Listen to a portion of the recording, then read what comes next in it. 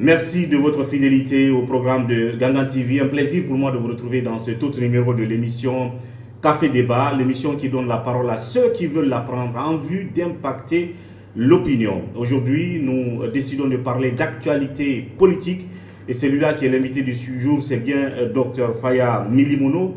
Il est président du bloc libéral et parti membre de l'opposition républicaine. Vous le savez, Dr Faya Milimono, qui a fait un bref séjour à la maison centrale de Conakry, donc dans cette prison, après avoir été donc accusé de diffamation portée à l'encontre du ministre de la Justice guinéenne. Depuis donc cette petite mésaventure du politicien Dr Faya Milimono, c'est donc la première fois qu'il décide de prendre la parole. Nous la lui donnons sur ce plateau pour nous parler des circonstances de son interpellation, les conditions dans lesquelles il a séjourné à la prison centrale de Guinée. Et puis avec lui, nous parlerons d'actualités fraîches et brûlantes, notamment la question des meublements, des démembrements de la CENI. Il paraît qu'il y a des disputes au sein de l'opposition. Qu'en est-il et quelle est la version du bloc libéral dans tout ça? Dr Faya nous en dira un peu plus dans cette émission. Et puis, sans doute dans la deuxième partie de l'émission, nous parlerons de cette situation d'arrestation, d'interpellation à tout bout de champ des journalistes ici en Guinée, ce qui déjà soulève assez de tollé et qui amène les médias à projeter une série de manifestations dans les jours à venir.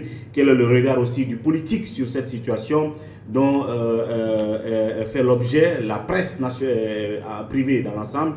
Il va se prononcer sur ce sujet. Dr Faya Milimono, déjà sur ce plateau. Docteur, bienvenue. Bonjour M. Diallo et je dis bonjour à tous les téléspectateurs de Gangan. Merci de la disponibilité, docteur. D'abord, première remarque que je fais, vous êtes tout bien habillé en tissu local. Là, quand même, on peut dire qu'Alpha Condé vous a inspiré, ou est-ce que vous l'avez commencé bien avant lui, la promotion du textile local? Là, vous êtes un vrai quichien, là. Bien sûr que des fois, je porte authentique, hein. C'est vrai, c'est bon de porter parfois une veste, mais c'est aussi bon de porter ce qui est local. Et je crois que nous devons nous inspirer de ce qui se passe dans d'autres pays du monde. Le Burkina Faso, par exemple, où l'élite rentre véritablement dans le combat pour la promotion de tout ce qui est produit localement. C'est aussi une manière de dire, oui, nous avons des talents, nous avons des compétences, il y a des choses qui peuvent être faites chez nous et qui peuvent nous valoriser. Voilà. Oui, mais là-dessus, est-ce qu'on peut dire que Alpha Condé, le président de la République, fut-il votre adversaire politique, vous a tout de même poussé dans ce sens-là, obligé un peu à faire ceci aussi, parce que ça fait monter un peu sa cote aussi? Alpha Condé qui, depuis ces dernières années, fait davantage la promotion du tissu local. Il porte les tissus Lépi, le forêt sacré, les tissus de la Haute-Guinée, et ainsi de suite, et de la basse-côte. Et en ce moment, on se dit que vous êtes obligé, vous aussi, d'aller dans cette danse. Non, pas obligé. Quand il faut le reconnaître. Il faut le reconnaître. Quand on est président de la République, on devient un modèle. Et quand on est un leader d'opinion, on est aussi un modèle. Donc, j'apprécie qu'il troque très souvent le costume avec ce qui est produit localement à travers le pays. Ça, c'est quelque chose qu'il faut mentionner. Pas nécessairement parce que le président de la République est en train de le faire. C'est vrai que beaucoup de Guinéens m'ont souvent vu aussi en veste, mais j'aime beaucoup la production locale également. Et dans beaucoup de contextes, je préfère porter, n'est-ce pas, le lépi. Quand vous voyez mes photos, quand j'étais en tournée au Fouta, c'était le vrai lépi. Quand je suis en Zéro Corée avec la forêt sacrée, etc., ça, c'est des choses, c'est un habit dans lequel je me sens plutôt très confortable. Voilà. Et vous n'allez donc pas laisser le monopole au président Alpha Condé de faire la promotion du tissu local. Félicitations. Merci. Alors, on va parler de sujets politiques. Je l'ai dit, Vous avez fait un bref séjour en prison à la maison centrale après ce feuilleton de diffamation venant de vous, porté contre le ministre de la Justice, garde des Sceaux. Je me rappelle que la dernière fois que vous avez fait une émission avant qu'on ne vous interpelle, c'était encore dans cette émission où vous aviez dit « Oui, j'ai reconnu cette erreur de communication de la part de mes sources et j'ai commencé déjà à présenter mes excuses. » Mais déjà le lendemain, le jour J, la plainte était déjà faite et le lendemain, on vous invitait à la DPJ, puis après, vous partez en prison. D'abord, les conditions de cette interpellation de la DPJ vers la prison, avant qu'on ne parle de comment vous avez vécu et combien de jours vous avez vécu dans la cellule qui vous a accueilli à la maison centrale. Bon, je ne vais pas beaucoup m'appesantir sur cette question parce que la procédure est encore en cours. Parce que, effectivement, malgré les excuses qui ont été présentées, la plainte est encore là et donc la procédure continue. Sur les conseils donc de mes avocats, je ne peux pas m'étendre sur la question pour parler en détail de ce qui s'est passé. Mais ce que peut-être le public a besoin de savoir, c'est que mon séjour à la maison centrale, qui a duré 7 jours, n'est-ce pas, j'ai été amené là, c'était le matin du vendredi, et je pourrais dire 8 jours, parce que c'est le soir du vendredi suivant que j'ai été libéré.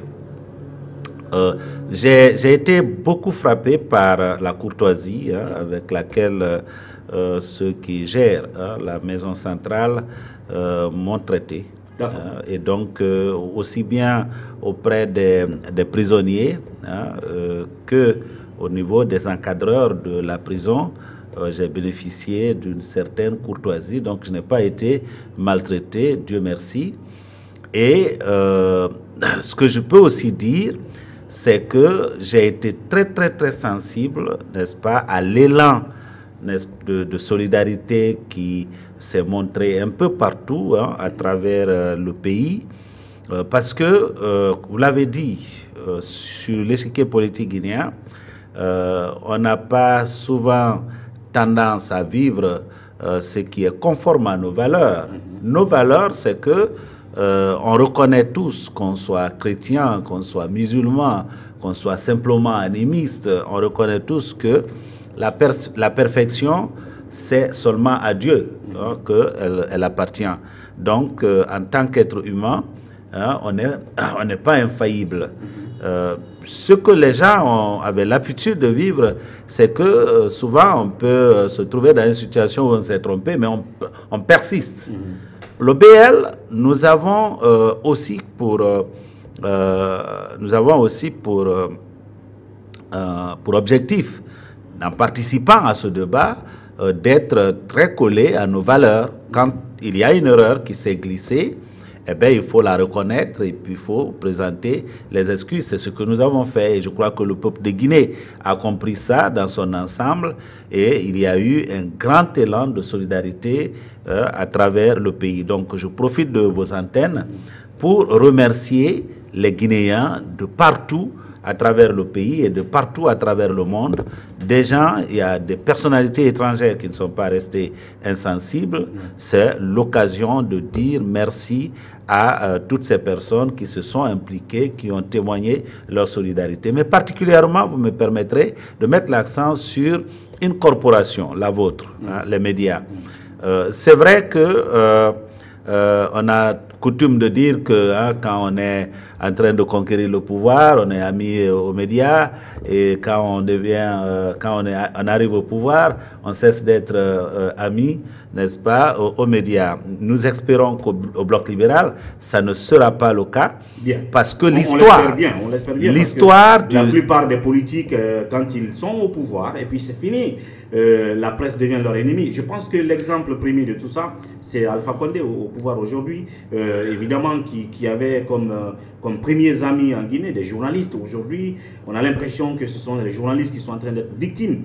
Certes, on peut dire que la génération de ceux-là qui étaient ses amis à l'époque ne sont pas seuls à viser par les dérives, si on peut le dire ainsi, de la gouvernance aujourd'hui, parce que certains sont encore amis avec lui, partagent le pouvoir avec lui. C'est une nouvelle génération qui est là, mais ça reste la même génération, corporation, j'allais dire, de journalistes qui sont victimes des dérives aujourd'hui. Et même, vous avez le cas de Souleymane aujourd'hui. On va en parler peut-être dans la deuxième partie, c'est qui est sûr. Je voulais quand même préciser ça. Oui, ça c'est tout à fait vrai. Moi je dirais, vous me permettrez de le dire, que l'histoire du bloc libéral, l'histoire du leader du bloc libéral que je suis, a toujours été intimement liée, si vous voulez, à la presse. Nous avons vécu des moments dans lesquels nous avons bénéficié d'un grand élan de solidarité des médias. Je me rappelle lorsque nous avons été déniés du droit d'avoir l'agrément du parti. Ce combat, si nous l'avons gagné, c'est parce que tous les médias étaient de notre côté.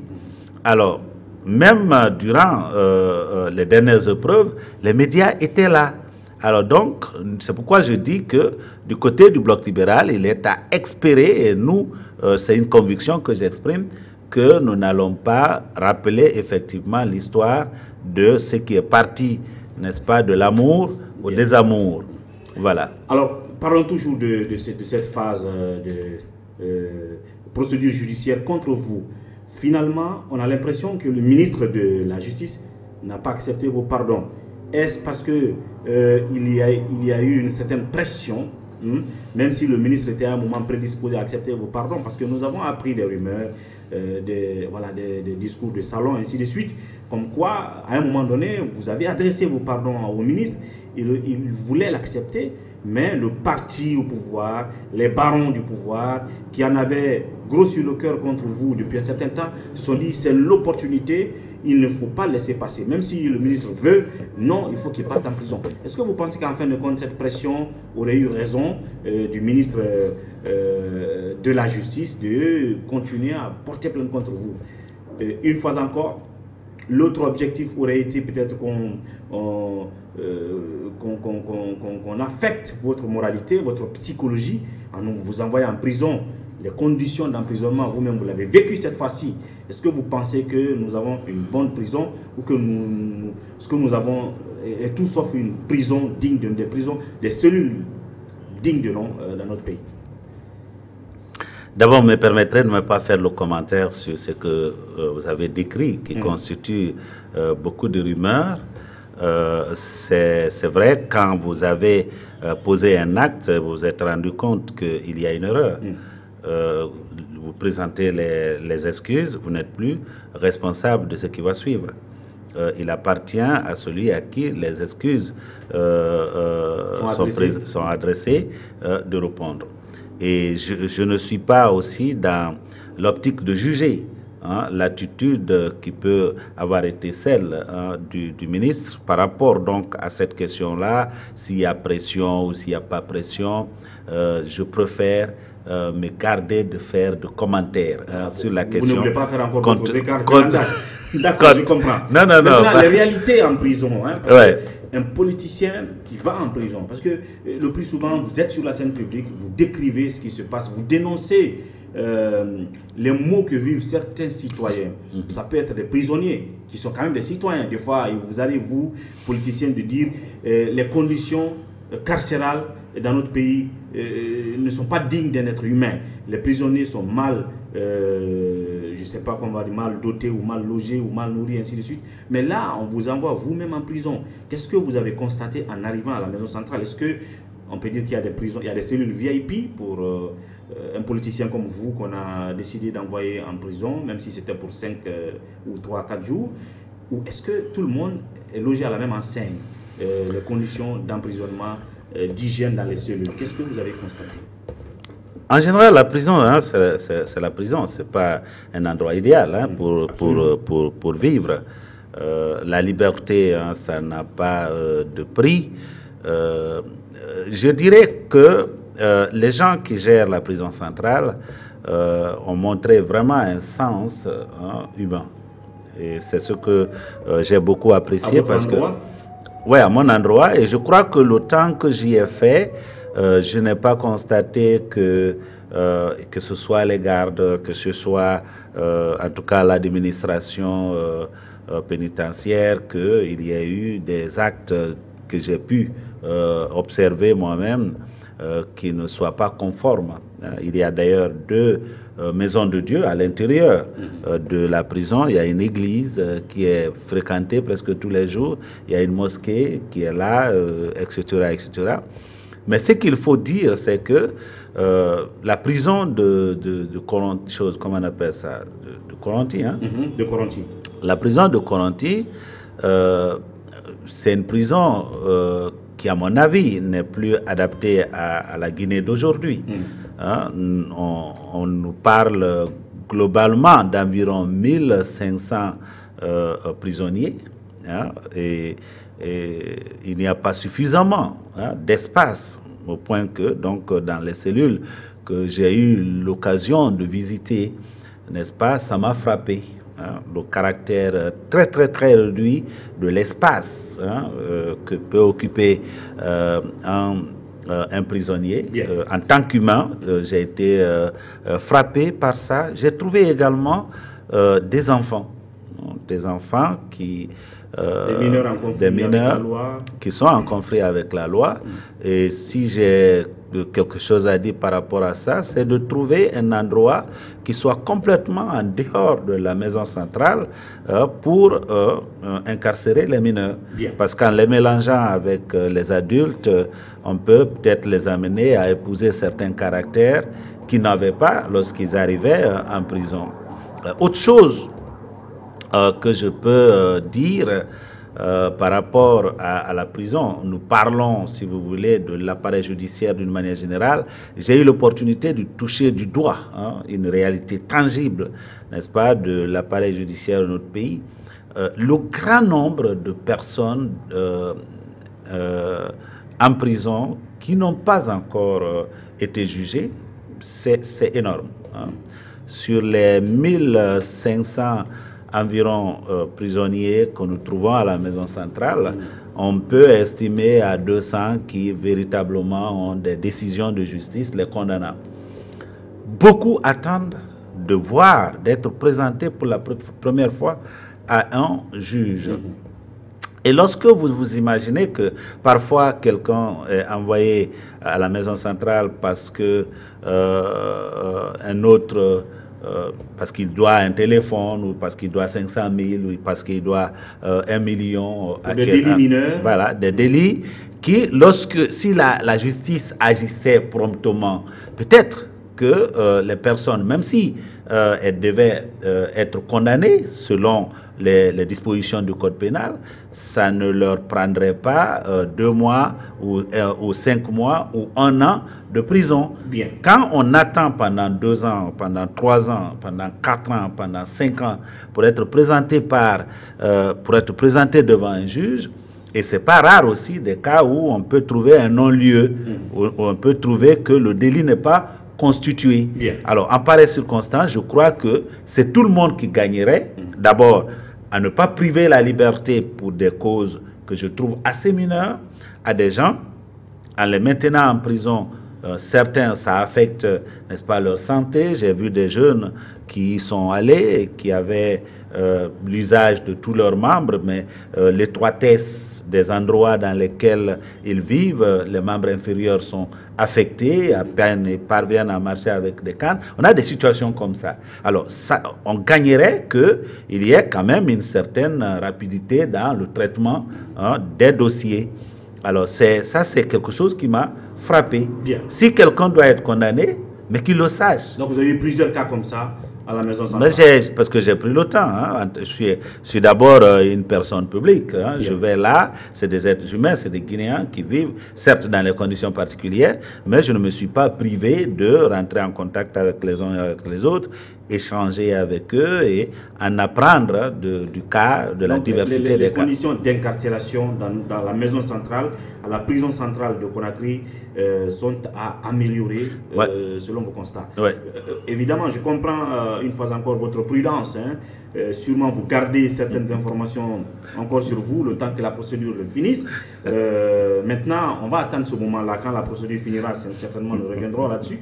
Alors, mais le moral du politicien qui va en prison, et que l'opinion, en tout cas, qui est en sa faveur, dit être envoyé en prison par le régime.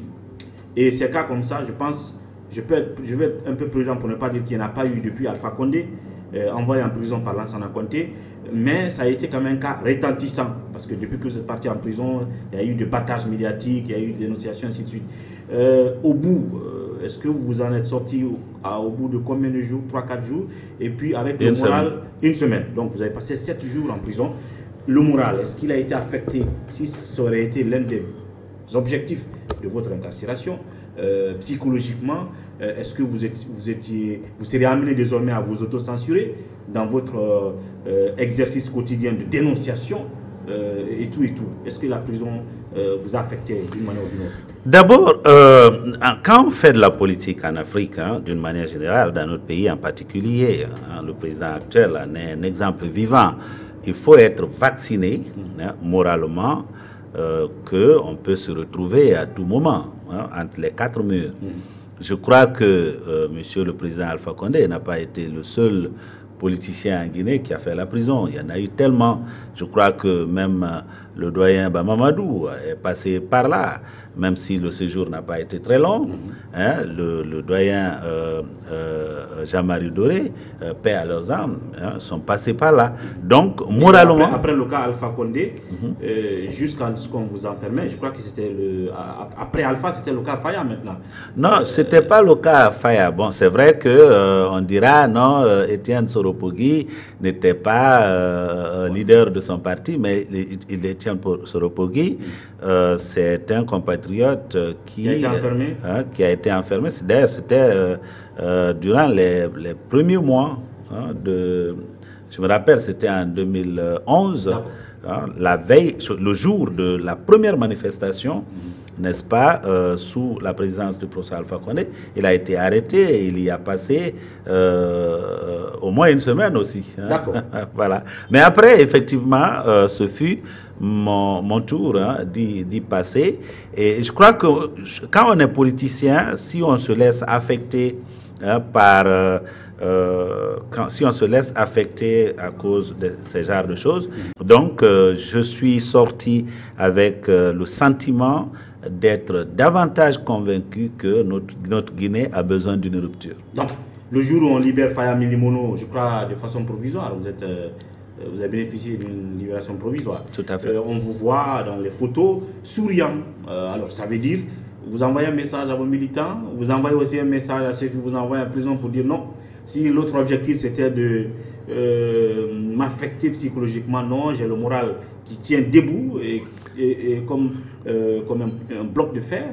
Est-ce que c'est ça le message derrière ce sourire le jour de votre libération? Non, en fait, quand on est père de famille, je suis d'abord un père de famille. Être leader d'un parti politique, c'est aussi être père de famille. Peut-être la famille grandit beaucoup. Aspirer, diriger un pays, c'est vouloir être davantage un père de famille pour un nombre plus grand de personnes. Les membres de la famille sont affectés à des degrés divers selon que, n'est-ce pas, la situation dans laquelle le père de famille se trouve, l'attitude, comment est-ce que le père de famille gère tout cela. Si je fais ressentir à travers mon attitude, à travers mon comportement que je suis affecté, eh bien ça va se traduire sur les militants. Bon. Donc c'est pour dire à tous ceux qui sont du bloc libéral, qui se sont battus, ils n'ont pas dormi pendant la semaine que j'ai faite en prison. Je dirais qu'il y en a qui n'ont peut-être pas dormi même 24 heures durant cette période-là. Alors il fallait tout de suite montrer que non, on n'a pas été affecté au point que nous devrions penser baisser les bras. Et c'est surtout aussi envoyer un message d'espoir au peuple de Guinée que oui, on vient de passer une semaine en prison. Il y en a eu d'autres qui ont fait des années, comme Mandela par exemple. Donc, montrer qu'après ces épreuves-là, hein, l'espoir est encore permis. Et c'est un peu cela. Ce n'était pas pour envoyer un message de défiance, hein, dire non, non, non, pas du tout. C'est simplement envoyer un message d'espoir que le combat, ce n'est pas ce qui vient de se passer qui peut nous détourner des valeurs pour lesquelles nous sommes en train de nous battre. Alors, si la légende ou les légendes et l'histoire de la politique nous dit qu'il faut passer par la prison pour souvent arriver au pouvoir, est-ce que Faya est en train de se voir à ses côtés dans ce sens-là? C'est important parce que vous avez parlé de Mandela, il est passé en prison avant d'arriver au pouvoir. Alpha Condé lui-même est passé en prison avant d'arriver au pouvoir. Encore qui d'autre? Même le président actuel du Ghana et ainsi de suite. Alors oui, est-ce que je rêve plutôt une Afrique dans laquelle le chemin pour aller à la présidence ne soit plus d'être en prison. Je crois qu'ailleurs, nous faisons en fait, nous sommes l'exception qui confirme la règle. Il y a de grands pays dans le monde qui sont en train de faire des choses très très importantes pour l'humanité, où les leaders n'ont pas été obligés de faire la prison avant d'accéder à la présidence. Mon rêve en tout cas pour l'Afrique et pour mon pays, la Guinée, c'est que nous ne soyons pas obligés de subir ce genre de preuves pour y arriver. Bien. Je ne sais pas, est-ce que depuis là, votre cote de popularité a augmenté? Est-ce que le PL a eu encore davantage de sympathisants, d'adhérents depuis que vous êtes sorti de prison? Vous avez remarqué certaines cotes de votre parti politique monter? Enfin, il n'y a pas d'unité de mesure. Il n'y a pas de maison de sondage en Guinée pour le vérifier. Mais ce que je veux dire, c'est que depuis la création du Bloc libéral, nous sommes convaincus qu'il y a en Guinée une majorité silencieuse qui, au fil du temps, va se réveiller et travailler à mettre notre pays sur les rails parce qu'on a déraillé depuis très longtemps. Bien. Alors, l'élan de solidarité que nous avons constaté, le nombre de personnes de partout, à travers toutes les régions de ce pays qui m'ont appelé juste après ma sortie, vous ne pouvez pas imaginer que quelques 15 minutes après ma sortie de prison, il y avait déjà des gens de Yomu qui le savaient. J'ai reçu des appels de Yomu, de Balandouguba, etc. à travers le pays. Et je dirais que le BL, souvent, hein, quand on le dit, les gens peuvent penser que c'est exagéré. Mais le BL a toujours eu un mouvement de la population guinéenne en sa faveur. Il y a toujours des Guinéens qui nous prennent davantage au sérieux quand ils voient que, mais après tout, parce qu'en fait, pour croire à un homme politique sur l'espace politique guinéen, les Guinéens ont vraiment du travail à faire. Hein, parce que pour beaucoup d'hommes politiques, l'histoire a été d'être à la soupe. Hein. L'histoire a été d'être à la soupe. Alors, beaucoup de Guinéens... Être à la soupe, vous voulez dire être aux côtés de ceux qui dirigent. Voilà. Beaucoup de Guinéens ne croyaient pas qu'il puisse y avoir des hommes politiques qui n'ont pas un passé gouvernemental, parce qu'on sait que tous ceux qui ont participé à la gestion de notre pays, ils ont fait quelque chose de pas politiquement correct ou de religieusement correct. Vous comprenez? Et donc, on voit des gens qui arrivent sur l'échiquier politique avec sans avoir participé à une quelconque gestion. Voilà, et qui pas pressés non plus, voilà, qui sont en train de se battre, surtout pour les valeurs. Hein. À chaque fois que les Guinéens ont été bafoués dans leur dignité, on a entendu le Bloc libéral.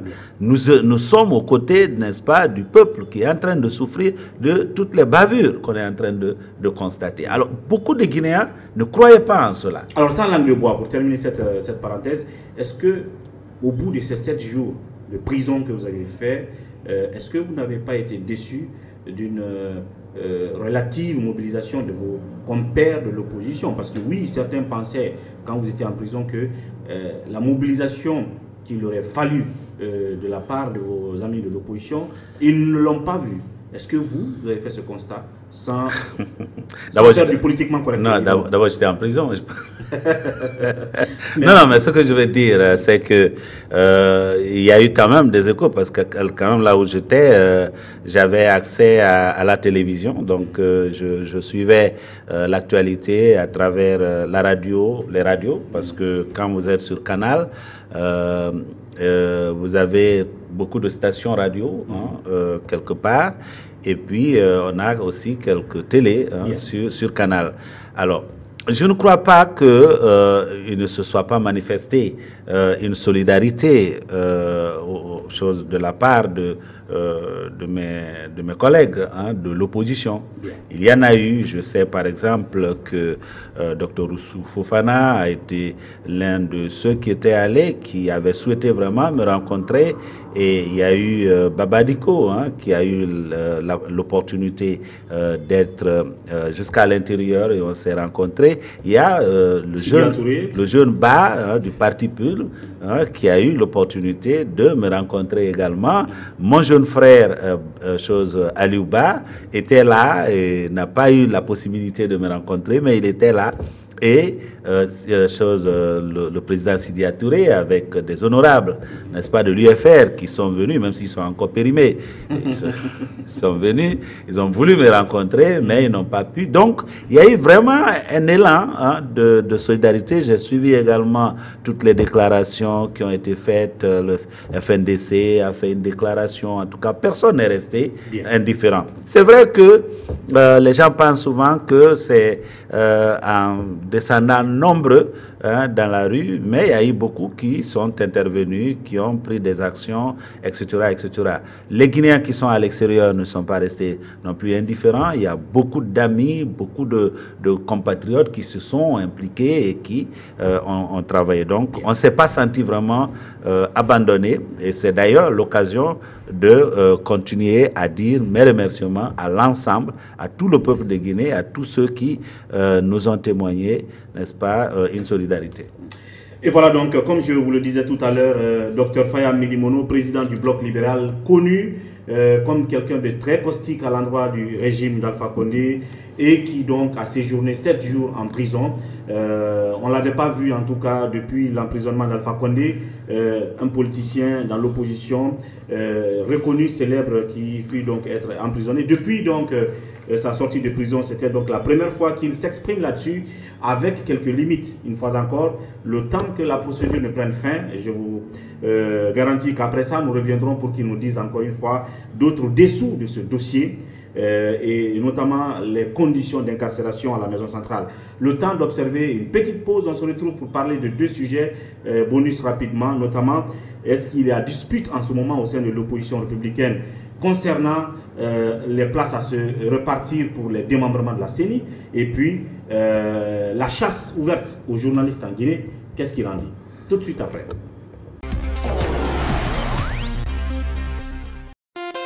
Le Club des Métis pour la prévention des conflits et le maintien de la paix, en partenariat avec la Commission électorale nationale indépendante, CENI, et la collaboration de Wassolon Agency Communication, organise la première édition du tournoi de football des partis politiques. Pour promouvoir le fair play politique en vue d'instaurer un climat de non-violence dans la pratique de la politique en Guinée, 16 partis politiques se donnent rendez-vous autour du cuir rond.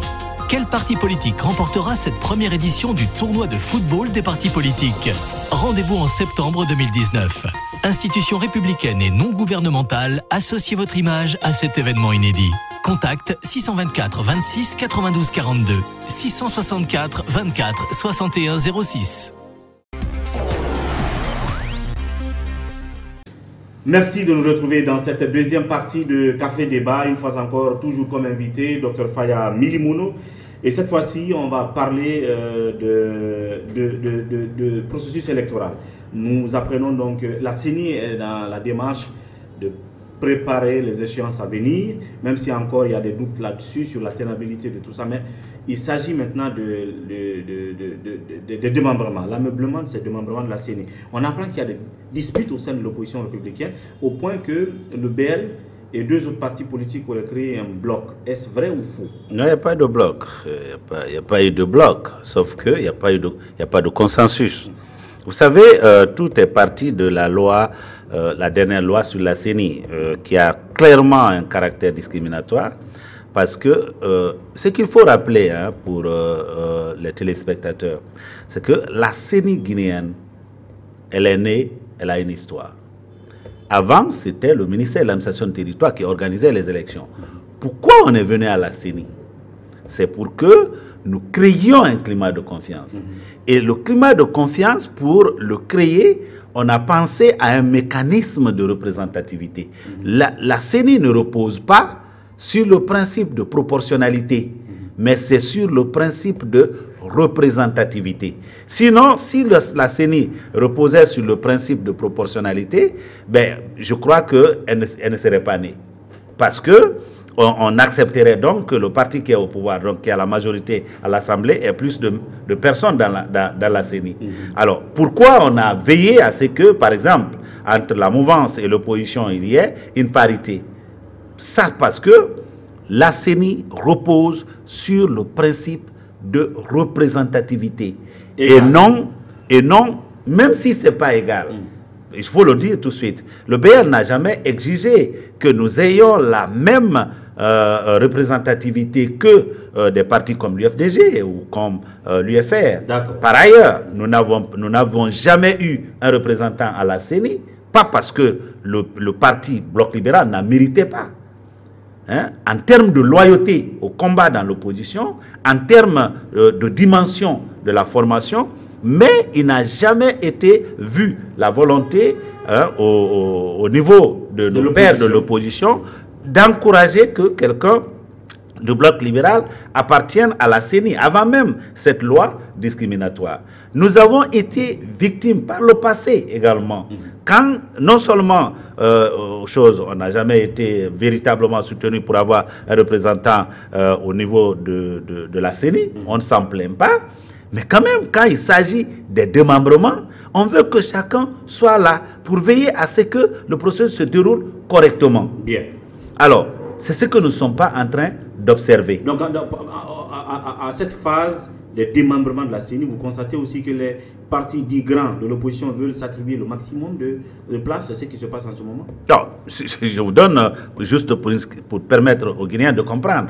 Si vous prenez une commune comme Ratoma, où l'opposition a environ 10 places dans la CECI, si on dit qu'un parti réclame 15, c'est qu'il n'y a pas là, il n'y a pas de notion de partage. Dans la commune de Ratoma, l'opposition a droit à 10. L'opposition a droit à 18 représentants. Et un seul parti veut 15.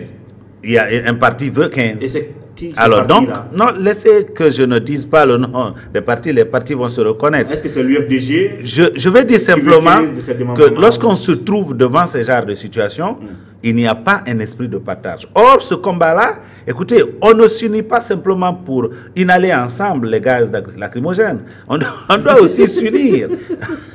On doit aussi s'unir quand il s'agit de représenter les entités dans les institutions. Mais ce que nous sommes en train d'observer, c'est que, bon, venez, on est tous ensemble, unité parfaite, quand le camion à gaz est devant nous. J'ai dit, il faut que ça change. La réalité qui a amené le Bloc libéral à réagir, nous avions dans le comité technique, n'est-ce pas, un représentant qui nous rendait compte, et les résultats qui sortaient de là, j'attirais l'attention à qui de droit, notamment le président de l'UFDG, quand nous avons constaté que dans la ville de Conakry, dans les 5 communes, nous avons 0. Dans toute la Basse-Côte, nous avons 0. Dans toute la Moyenne Guinée, nous avons 0. Dans les démembrements? Dans les démembrements. Dans toute la Haute-Guinée, nous avons 0. J'ai les trucs. J'ai attiré l'attention du chef de file de l'opposition. Je dis, mais ça, c'est comme si on veut faire disparaître le BL. Seulement à Gekedou, à Kissidougou, quelques communes de Zérokoré, de Lola, même à Yomu où, n'est-ce pas, aux dernières élections, nous avons des élus, n'est-ce pas, à Bignamou, à Djeke, à Banié, dans la commune urbaine, à Beta. Les seules communes où nous n'avons pas d'élus dans Yomu, c'est Pela, c'est Bové c'est les seules communes où nous n'avons pas d'élus. Là-bas également, 0. Bien. À Macenta, où nous avons une vice-maire, n'est-ce pas, à Macenta Centre, on a un vice-maire à Seredou, tout Macenta, 0. Je dis que quelque part, je ne crois pas que... Et puis on nous insiste, non, l'article 23. L'article 23 ne parle pas de ce qui a été fait. L'article 23 du code électoral? Non, pas du code électoral, c'est-à-dire de la loi sur la CENI. Qu'est-ce que l'article 23 dit? Les démembrements sont composés de représentants de la société civile, de l'administration, des communes et des partis politiques, la mouvance et de l'opposition. Qu'est-ce que ça précise ensuite? Les représentants des partis sont désignés sur la base des résultats obtenus par les partis dans les localités concernées lors des dernières élections nationales et locales précédant la mise en place de la CENI. Ici, on ne précise pas combien d'élections il faille prendre en charge. Nous n'étions pas candidats aux élections de 2013, par exemple. Lorsqu'on prend ça, d'abord, 2013 à aujourd'hui, on a déjà une assemblée qui est périmée. Vous comprenez? La réalité politique en 2010, en 2013, elle est complètement différente de la réalité politique d'aujourd'hui. Pourquoi on doit revenir à là? C'est parce que quelqu'un a 0 et donc cela peut diminuer le nombre de représentants qu'il peut avoir. Je dis tout ça, il ne faut pas qu'on cherche des stratégies comment exclure. Trouvons des stratégies comment inclure pour que si nous devons mener ce combat pour aller à la victoire ensemble, hein, c'est pas arriver à la victoire et dire à d'autres, attendez-nous à la porte quand on rentre. Très bien. Et donc, en ce moment-là, vous allez... ça veut dire que vous êtes 2-3 partis dans cette situation. Non, pas. On a vu que vous étiez avec le l'UGDD, RRD, d'Ablai Kourouma et Francis de l'UGDD. Celui qui vous dit aujourd'hui qu'il y a un consensus, il vous a menti. Il n'y a pas de consensus. Hein, ni l'UFR, ni le PDN, ni le PADES, etc. Il n'y a pas de consensus. Pour l'instant, vous sonnez l'alerte. Nous, non seulement l'alerte, mais je crois que ce que nous faisons aussi, c'est de faire ce que la CENI nous a demandé de faire. Parce que la CENI, identifiant les partis qui peuvent avoir les représentants dans les démembrements, a adressé des lettres individuelles à ces partis politiques. Et donc, nous a invités d'envoyer nos listes.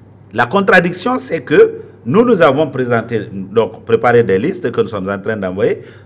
Quand je rentrais ici, on me dit, la CENI n'accepterait pas des listes individuelles. Mais non, c'est en contradiction même avec la lettre qui nous a été adressée. La lettre qui a été adressée dit, alors, allez-y. L'idéal, c'est que, du côté de l'opposition, nous arrivions à un consensus que certains partis aient ce qu'ils peuvent avoir pour que nous continuions à aller ensemble. Mais s'il n'y a pas de consensus, eh bien, la CENI ne peut pas ne pas prendre, n'est-ce pas, les listes que les gens présentent individuellement. Et cela va forcer à un moment donné à une négociation en toute bonne foi. Donc, parce qu'aujourd'hui, j'ai comme l'impression qu'il n'y a pas une négociation en toute bonne foi. Donc, il faut qu'on négocie en toute bonne foi et que l'on comprenne que l'esprit de partage est indispensable en pareille circonstance et que nous sommes tous en train de subir dans le combat qu'on est en train de mener, que les militants du Bloc libéral, comme les militants des autres partis politiques, sont en train aussi d'inhaler, n'est-ce pas, les gaz lacrymogènes sur tous les champs de combat. Bien. Et qu'on ne leur dise pas, bon, attendez-nous à la porte. Et donc, au bout de votre raisonnement, ça veut dire que c'est l'UFDG, l'UFR, comme ils l'ont fait, comme vous l'avez dit, en leur taillant sur mesure, la loi sur la CENI en termes de représentativité, ils veulent appliquer par ricochet la même loi dans les démembrements. C'est les partis-là que vous indexez en ce moment, l'UFDG. En tout cas, nos amis qui sont à l'Assemblée n'auront pas été très sensibles à la réalité commune de l'opposition en participant au vote d'une loi. Je dis simplement à eux que si c'était le PIP qui avait signé une telle loi, eh bien, le PIP ne serait pas représenté aujourd'hui. Donc, ce n'est pas parce qu'on a quelques députés aujourd'hui qu'on peut dire, bon, je suis déjà fort, je suis déjà grand et je vais demeurer grand. On est petit, on grandit, on devient grand et après on vieillit et puis on meurt. Alors, les partis politiques subissent à peu près le même parcours. Aujourd'hui, pour celui qui a connu la Guinée sous le PDG, si on dit que le PDG n'a pas plus de 10 conseillers aux dernières élections locales, eh bien, il était très grand. Et même très, très, très grand. Le PIP, la même chose. très grand. Mais si on vous dit aujourd'hui le nombre de conseillers que le pays paie, donc je ne crois pas qu'on fait du bien à la nation lorsqu'on fait des lois en se projetant dedans. Bien. Et puis pour terminer, nous suivrons en tout cas la suite de cette mésentente, c'est clair, qui est visible déjà au sein de l'opposition républicaine quant au partage des quotas en termes de représentation dans les démembrements. Pour terminer en 1 minute, je l'ai dit tout à l'heure, c'est en quelque sorte une chasse ouverte aux journalistes en Guinée. Ça sonne ainsi, en tout cas, le dernier cas en exemple, c'est le fondateur de la radio Lynx FM, un ancien journaliste, un doyen.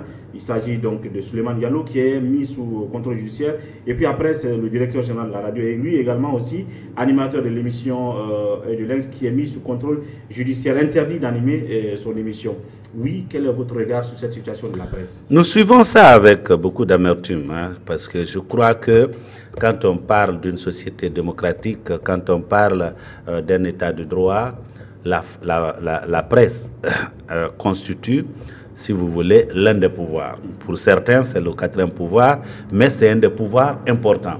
Dans tout pays où il y a la liberté de la presse, eh bien, la démocratie prospère, l'état de droit prospère. Aujourd'hui, c'est le contraire que nous sommes en train de vivre.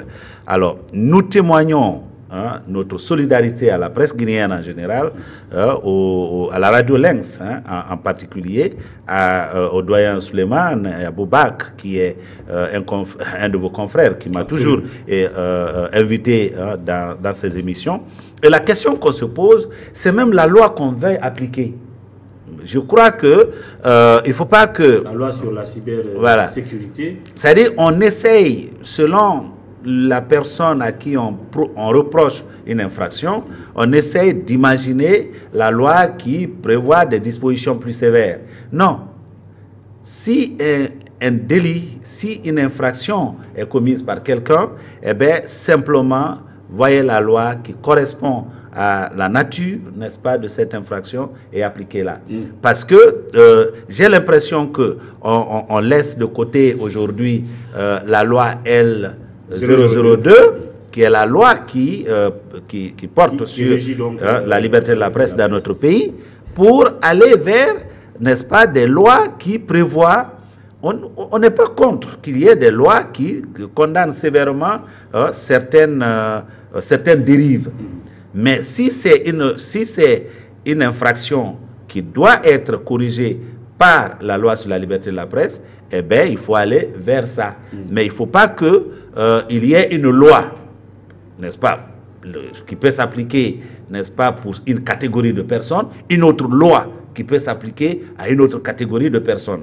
Je crois qu'il faut réaffirmer notre soutien aux médias en général et à la radio Lynx. Est-ce que vous confirmez, comme certains le disent, que c'est les germes de la dictature qui émergent, ou vous ne voulez pas employer? En tout cas, ça ne donne pas une bonne image, en tout cas pour notre pays, que nous ayons... comment on appelle ça, que nous ayons des journalistes mis sous contrôle judiciaire, menacés même de dépôt à la maison centrale, etc.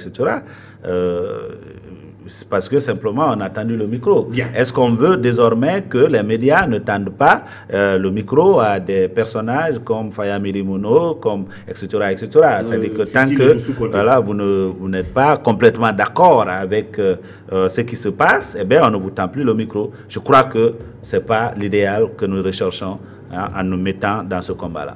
Merci, Dr Faya, d'être passé. À très bientôt. Merci beaucoup. C'est moi qui vous remercie et je dis encore bonsoir aux téléspectateurs de Ganga. Merci.